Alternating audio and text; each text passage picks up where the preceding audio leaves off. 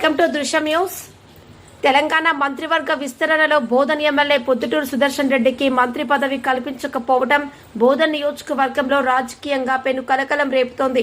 ఈ పరిణామంతో కాంగ్రెస్ నాయకుల్లో తీవ్ర ఆగ్రహావేశాలు, అసంతృప్తి వ్యక్తమవుతున్నాయి. గత శనివారం ప్రారంభమైన ఈ అసంతృప్తి సోమవారం కీలక మలుపు తీసుకున్నాయి. పెద్ద సంఖ్యలో కాంగ్రెస్ పార్టీ నేతలు తమ పదవులకు రాజీనామా చేసి పీసీసీ అధ్యక్షుడు బొమ్మా మహేష్ కుమార్ గౌడ్ కి రాజీనామా పత్రాలు అందజేశారు. తర్వాతి రోజు మంగళవారం బోధన్ పట్టణంలోని బీటీ నగర్ ప్రాంతంలో కాంగ్రెస్ యువ నాయకులు వాటర్ ట్యాంక్ పైకి ఎక్కి ఆందోళనకు దిగారు.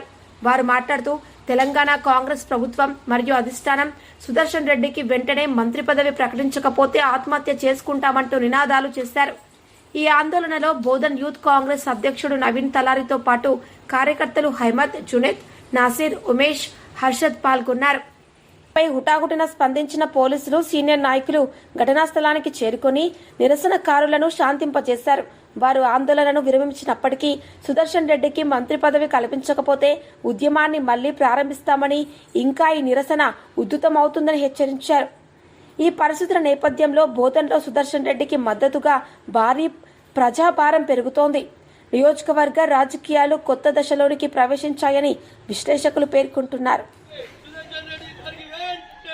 కాంగ్రెస్ పార్టీ అధికారంలోకి రావాలంటే మా సార్ చేసిన కష్టం ఫలితం శూన్యమైతుంటే మేము ఈ రోజు చూస్తూ ఊరుకోము. మేము మీ కాంగ్రెస్ కార్యకర్తలమే, కాంగ్రెస్ కి బలం ఉన్నోళ్ళమే. కానీ మా కాంగ్రెస్ కి ఈరోజు అన్యాయం జరుగుతుంది మా సార్కి. కాబట్టి మేము ఈరోజు దేనికైనా సిద్ధం, ఆత్మహత్య చేసుకోవడానికైనా సిద్ధం.